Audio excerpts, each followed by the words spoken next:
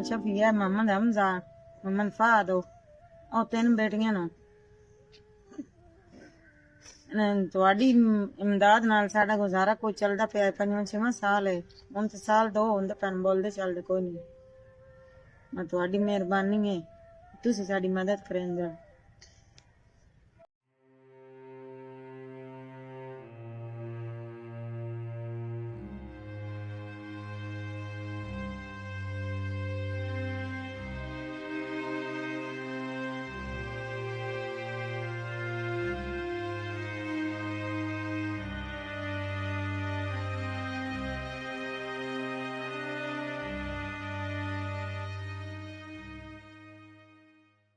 शऊर welfare foundation एक registered इदारा पाकिस्तान भर में फलाही मंसूबों के जरिए इंसानियत की खिदमत कर रहा है।